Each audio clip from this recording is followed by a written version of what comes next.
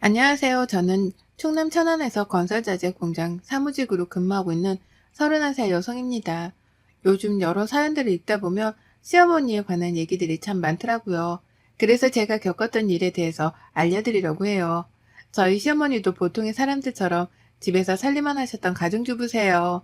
하지만 하나밖에 없는 아들이 저와 결혼하니 질투가 나셨는지 저를 괴롭히고 싶으셨는지는 모르겠지만 결혼 후 온갖 시자짓을 시도하려다 결국 저한테 호되게 당하셨거든요. 그 뒤로 정말 착하고 인자한 시어머니가 되셨어요. 그럼 지금부터 제 사연을 시작하겠습니다. 저는 보통의 평범한 집안에서 자랐어요. 곧 정년퇴직을 앞두고 계시지만 회사원이신 아버지, 가정주부인 어머니와 남동생 하나, 이렇게 네 식구가 오순도순 잘 살았죠. 형편이 엄청 넉넉한 편은 아니었지만 그래도 남들 하는 거 하는 만큼은 하고 살았어요. 자식 사랑은 누구한테도 지지 않으실 만큼 대단하셨던 부모님 덕에 학창 시절에는 공부에 대한 스트레스, 부모님과의 다툼은 없이 무난히 지나갔습니다. 그러다 IMF를 겪게 되면서 아버지가 실직되셨던 적이 있었어요. 처음으로 사고 싶은 걸 못 샀던 시기였고 부모님이나 저희나 모두 힘들었던 시기였어요. 금술이 좋으셨던 부모님이 처음으로 돈 때문에 다투시기도 해서 어렸던 제 기억에는 돈이 많으면 싸우지도 않고 힘들지 않을 거라는 생각을 했어요. 그래서 저는 점점 커갈수록 대학 진학보다는 빨리 취업을 해서 돈을 벌고 싶은 욕구가 강했죠. 그렇게 고등학교도 실업계로 진학을 해서 일찍이 취업을 위해 자격증 공부를 시작했습니다. 고등학교를 졸업 후에는 현재 다니고 있는 직장에 취업을 하게 됐습니다. 이름을 대면 누구나 알만한 대기업 생산직으로 취직을 하게 됐는데 돈을 벌 수 있다는 사실에 얼마나 기뻤는지 몰라요. 사회초년생치고는 3교대 근무라 급여가 센 편이었거든요. 그러다 근무한 지 7년 정도가 흘렀을까요? 저도 현장직에서 나름 짬이 찼던 터라 작업반장, 팀장까지 거쳐 나름 높은 자리에 올랐어요. 요즘 젊은 사람 치고는 대단해. 힘들다고 이런 일 안 하는 게 대다수인데 지은 씨는 내가 봐도 대단해. 지은 씨가 있어서 얼마나 다행인지 몰라. 나이가 적던 많던 잘 이끌어줘서 공장이 잘 돌아가지 뭐야. 어린 나이에 대단하다며 주변 선배들이 칭찬도 해주었고 성격 자체가 원만한 편이었기에 업무를 하는 데 있어서 수월했거든요. 어느 날은 본사에서 현장 안전점검을 나온다길래 여느 때처럼 일을 하고 있었어요. 평소에 관리가 잘 되었던 탓에 큰 지적은 없었죠. 본사에서 내려온 직원들과 점심 식사를 하며 티타임을 가졌어요.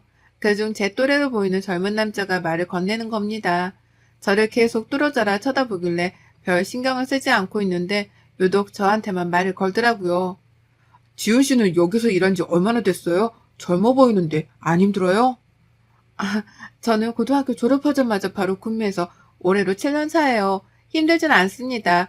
이모들, 삼촌들 다 가족까지 잘해주셔서 괜찮아요. 실례가 안 된다면 지은 씨 연락처를 좀 알 수 있을까요? 종종 연락하고 지내고 싶어요. 저에게 말을 건넸던 사람은 바로 지금의 제 남편이에요. 남편은 본사 운영팀에서 근무하며 현장 안전관리를 책임지는 업무를 담당하고 있었습니다. 저보다 4살이 많았고 우연히 현장 점검에서 만난 것이 인연이 되어 결혼에 꼴이냈죠. 나중에 이야기 듣기로는 저를 보고 첫눈에 반했다고 했습니다. 저를 처음 만났을 때 그때가 아니면 안 될 것 같아 번호를 물어봤다고 하더라고요. 남편은 저와 비슷한 성격이었어요. 다정하고 좀 더 세심한 부분이 있었고 저라면 꿈뻑 죽을 정도로 저를 아껴주고 사랑해 주었습니다. 그래서 결혼을 결심한 거죠. 남편과 결혼하기 전에 시댁에 인사를 드리러 갔을 때였어요. 그때부터 이미 시어머니는 저를 기선제압하고 싶으셨는지 거침없이 말을 쏟아내시더라고요. 아가씨, 나이도 어린데 모아둔 돈은 있어? 우리 아들처럼 대기업 다니는 남편 얻기 쉽지 않아. 나이 어려서 집안 살림이나 제대로 할 수 있을지 모르겠네. 어머니, 저도 성훈 씨랑 같은 회사에 다니고 있어요. 저는 현장직이랑 근무 환경은 다르지만 고등학교 졸업하고부터 취직해서 나름 연차도 쌓였답니다. 뭐? 현장직?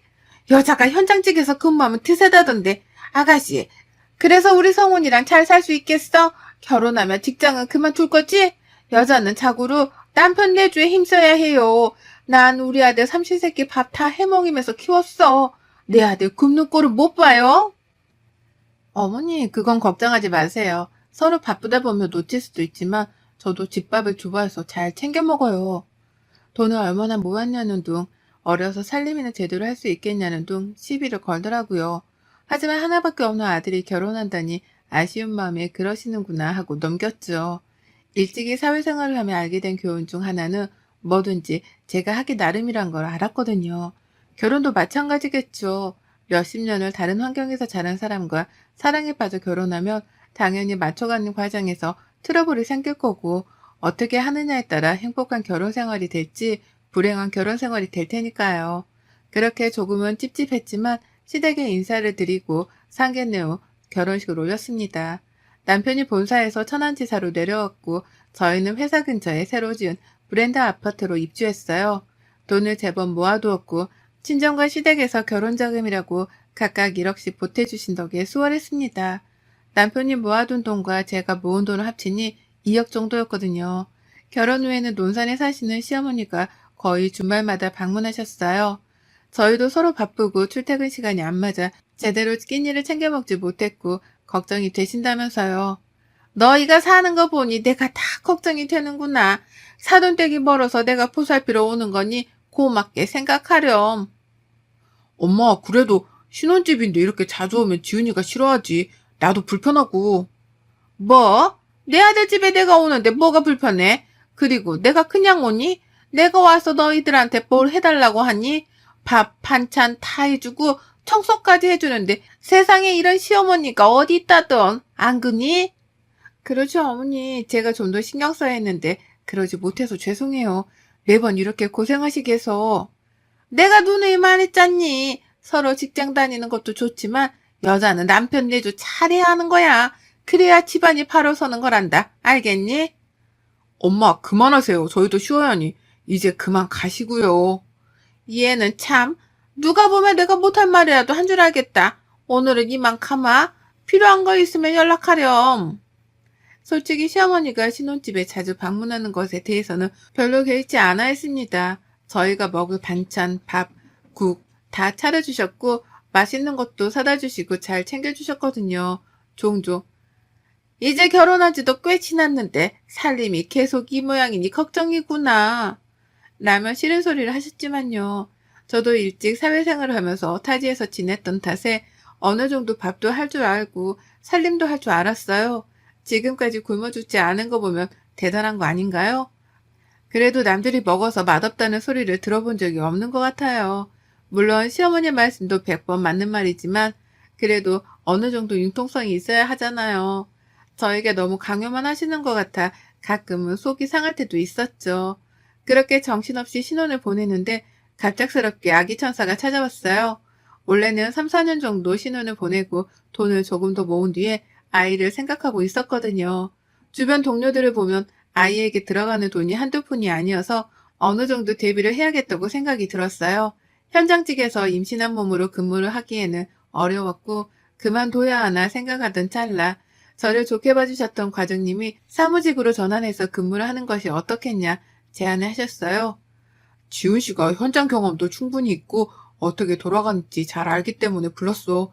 인사팀에서 근무하면서 직원들이랑 소통도 좀 해주고 그랬으면 좋겠는데 7년이면 군대에서도 웬만한 짬밥인데 그거 무시 못하거든. 내년이면 벌써 10년 차네? 좋게 봐주셔서 감사해요. 그만둬야 하나 생각했거든요. 만사구를 현장 일 하려니까 막막하더라고요. 지은 씨니까 이렇게 추천도 하는 거야. 지난번 현장 점검 때 본사 사람들도 지은 씨 되게 좋게 봐더라고. 사무직에서 경험 더 쌓으면 서울 본사도 노려볼만 하겠는데 이미 고가 점수는 따놓은 당상이고 지난번 점검 때 우수지점 선정된 거 다 지은 씨 덕분이라고 공장장님도 좋아하셨거든. 정말요? 저야 제 일을 했을 뿐이고요. 그렇게 생각해 주시니 감사할 따름이네요. 그럼 다음 주부터 인사팀으로 출근해서 업무 익혀. 육아휴직 하기 전까지는 할 수 있을 거야. 그렇게 어려운 일도 아니니 지은 씨라면 금방 적응할 것 같은데. 그렇게 인사팀으로 업무를 옮겨 어느 정도 익힌 뒤 아이를 출산하게 되었어요. 인사팀 업무가 재택으로 할 수 있는 부분도 있어서 육아휴직을 하고 난 뒤에도 일을 할 수 있었습니다. 제가 집에 있는 시간이 많아지자 이때다 싶었는지 시어머니는 저에게 살림을 가르치려고 아등바등 하셨죠. 한 번은 김치를 담그는 법을 알려주시겠다며 적응해야 한다고 한 달에 한 번 김장을 하시더라고요. 그것까진 좋았습니다. 하지만 너무 자주였어요. 반찬이며 밥이며 국이며 저도 나름 할 줄 아는데 완전 햇병아리 취급을 하더라고요. 장은 어디서 뭘 어떻게 봐야 하며 어떤 부분까지 생각하고 물건을 골라야 한다는 둥, 마트는 절대 안 가시고 오로지 재래시장을 고집하셨어요. 솔직히 천안의 재래시장을 찾아볼래야 찾아볼 수가 없거든요. 시댁이 논산이었는데 그쯤 가야 있을까 말까 했죠. 규모도 그렇고 크진 않았고요. 한 번은 마트에서 밀키트 음식을 사서 조리해 먹다가 시어머니가 그걸 보고는 기겁을 하시더라고요. 육아도 하랴 일도 하랴 살림도 하랴 너무 지쳐 딱 한 번 사먹는 걸 하필 그때 보신 거죠. 그래도 시어머니가 살림 가르쳐 주신다면서 저도 집에서 음식 해먹고 식비도 줄이고 좋았던 점도 있었지만요. 육수도 직접 청성껏 우려내고 재료도 하나하나 다 손질해서 먹어야지. 음식은 정성이야. 너 나한테 살림 배우고 눈 가리고 아웅한 거니? 늘 이렇게 사 먹어? 내가 가르쳐준 대로 하지 않고? 아니요, 어머니. 이번에는 제가 너무 힘들어서 사 먹었어요. 하기 힘든 음식이기도 하고 번거로워서요. 다음부터는 알려주신 대로 잘 해먹을게요. 아직도 배워야 할 게 많은데 내가 잠시 방심했던 것 같구나. 음식을 사 먹다니. 근데 웃긴 건 뭔 줄 아세요? 그 물키트 음식 해물 된장찌개였는데 시어머니가 제일 맛있게 드셨어요. 안에 들어있던 바지락이 실하다면서 쏙쏙 잘 골라 드시더라고요. 그리고 누가 봐도 외식은 안 하고 집에서만 음식 해 드신 줄 아는데 시어머니 외식 좋아하시거든요. 지난번에는 동네 친구분들과 감자탕도 드시러 가시고 추어탕도 드셨어요. 내로남불이 따로 없었지만 그러려니 했어요. 하지만 저도 사람인지라 계속 재촉하시고 뭔가를 하려고 하시니 육아를 해야 하는 제 입장에선 지치더라고요. 그러다 제가 폭발한 결정적인 사건이 있었어요. 시어머니 고향이 부안이신데 고향에서 어업을 하시는 친구분이 계시나 봐요. 시어머니가 바닷가 사람이라 워낙 해산물도 잘 드시고 젓갈류랑 생선류를 되게 좋아하시거든요. 보통 사람들 같으면 젓갈을 조금씩 사다 먹잖아요. 근데 시어머니는 본인 입맛에 맞게 직접 담궈 드세요. 그 정도로 좋아하시거든요. 어느 날 오징어를 100마리 사오신 거예요. 어머니, 이게 다 뭐예요? 웬 오징어가 이렇게 많아요? 많긴 많아 보여도 젓갈 담그면 막상 없다. 젓갈만 담그겠니? 국도 해먹고 튀김도 해먹고 오징어를 해먹을 수 있는 음식이 얼마나 많은데 얘는 결혼한 지 벌써 몇 년인데 그 정도 눈치도 없니? 아우, 그래도 너무 많아 보여요. 직접 사오신 거예요? 고향 친구가 먹어보라고 보내줬다. 조금 싸게 준다길래 200마리 더 시켰어. 젓갈 담궈 먹어야지. 그래서 말인데 내가 가르쳐 줄 테니 이 기회에 젓갈 담그는 법도 좀 배워. 네? 이렇게 많은 걸 저보고 하라고요? 누가 다 먹어요. 그이도 젓갈 안 먹고 저도 안 먹고. 하라면 해야지. 무슨 말이 그렇게 많니? 어머니, 그래도 300마리는 너무 많아요. 어떻게 제가 저걸 다 해요? 내가 옆에서 도와준다고 하잖니. 원래 배울 때 힘들게 배워야 기억이 남는 거야. 그리고 나만 먹니? 막상 담그면 너희도 먹고 다 같이 먹는 건데 뭐가 그리 불만이니? 솔직히 오징어 2~3마리도 많은데 200마리가 가당키나 한가요? 더군다나 손질도 안 해서 제가 처음부터 끝까지 다 해야 할 판이었어요. 제가 하기 싫은 표정으로 넋을 놓고 있자 시어머니가 저를 설득시키려고 말을 건네시더라고요. 일단 냉장고에 보관할 테니 시기 봐서 하자꾸나. 그렇게 알고 있어? 그리고 너무하다 생각하지 말렴. 정 그러면 내가 너 좋아하는 음식도 해주고 그러면 되잖니. 삐딱하게 생각하지 말고 그러려니 해. 며칠 뒤 친정 부모님에게 아이를 맡기고 시댁으로 건너가서 오징어 젓갈을 담갔습니다. 아침부터 밤 늦게까지 오징어 손질에 염장에 정말 손이 많이 가더라고요. 시어머니는 가르쳐준다는 명목하에 입만 바쁘셨어요. 정말 손 하나 까딱 안 하더라고요. 그래서 처음부터 끝까지 제가 다 했습니다. 밤늦게 집으로 돌아와서야 겨우 몸을 니울 수 있었어요. 정말 힘들었거든요. 몇십 마리도 아니고 몇백 마리를 손질하고 오징어라며 치가 떨리더군요. 잠에 들기 전 시어머니의 말을 곰곰이 생각했어요. 저는 이대로 가만히 있다가는 오징어 젓갈이 아니라 가게를 차릴 수도 있을 것 같아 결심했어요. 눈에는 눈, 이에는 이, 시어머니가 하셨던 말씀 그대로 해드리기 위함이었죠. 제가 유일하게 환장하고 먹는 해산물이 꽃게거든요. 쪄먹던, 게장을 담궈 먹던 꽃게는 일주일 내내 밥 대신 먹으라며 먹을 수 있을 정도로 좋아합니다. 그래서 마침 꽃게철이 되기도 했고 꾀를 부리기 시작했죠. 어머님, 요즘 꽃게가 그렇게 제철이라던데요. 저 꽃게장이 너무 먹고 싶어요. 음식 솜씨가 좋으시니까 혹시 해줄 수 있으신가요? 저번에 저 좋아하는 거 해주신다고 하셨잖아요. 그렇지? 꽃게? 게장이 먹고 싶은 거냐? 얼마나 해주면 돼? 저는 양념 간장 다 좋아해요. 간장이 먹고 싶어요. 해주실 수 있으세요? 그럼 뭐 얼마나 된다고 몇 마리나 해주련? 너 혼자 먹으니까 넉넉히 10마리 정도면 되니? 아니요. 저 하루에 몇 마리씩은 먹어요. 어머니 친구분이 수산물 매장 운영하신다면서요. 꽃게철이고 하니 한 150마리 정도만 해주세요. 그 정도는 한 달이면 다 먹어요. 뭐? 150마리? 15마리가 아니고 지금 너 나한테 복수하는 거니? 네, 복수라뇨. 제가 먹고 싶은 거 해주신다길래 어머니 음식 솜씨는 온 식구가 보장하니까 믿고 맡기는 거죠. 제가 꽃게를 워낙 좋아해서요. 원래 사 먹었었는데 어머니 음식 맛에 길들여져서 못 사 먹겠어요. 너 이 150마리가 적은 줄 아니? 너 지금 나랑 장난하니? 시어머니는 150마리라고 하니까 기겁을 하시더라고요. 솔직히 꽃게 손질하려면 만만치 않거든요. 마트에서 냉동 꽃게로 담궈 먹으면 그만이에요.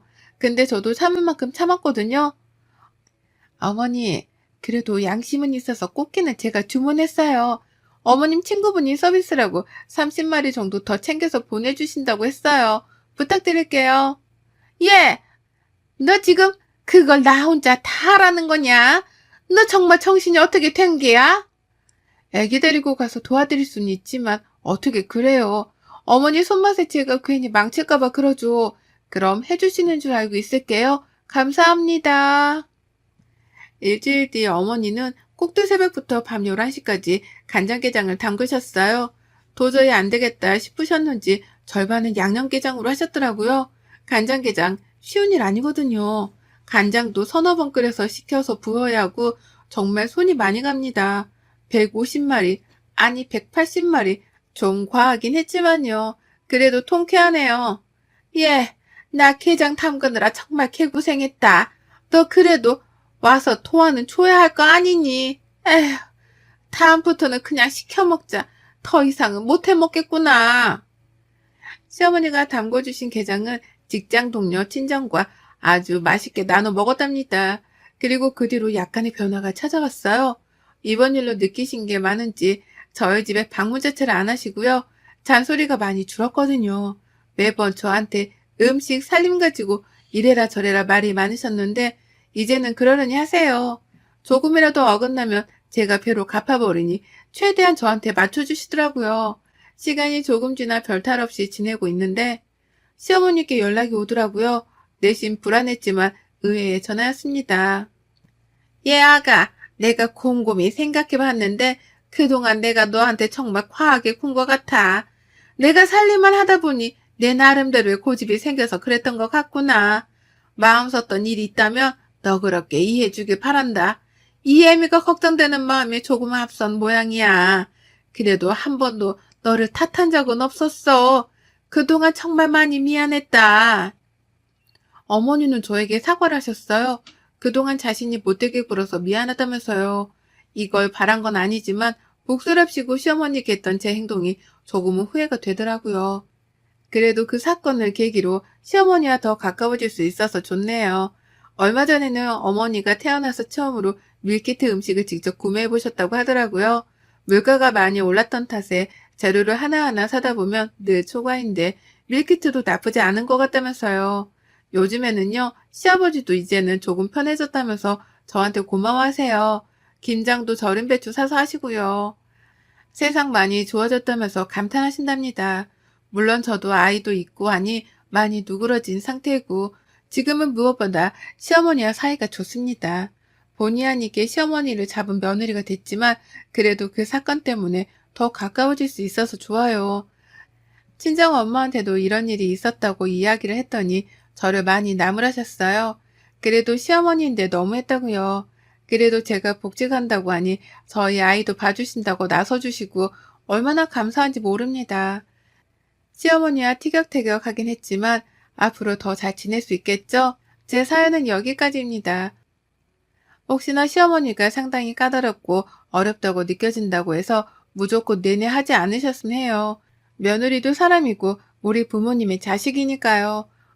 너무 당하고만 살지는 말라는 말씀입니다. 여러분의 생각은 댓글로 남겨주세요. 오늘도 시청해주셔서 정말 감사합니다.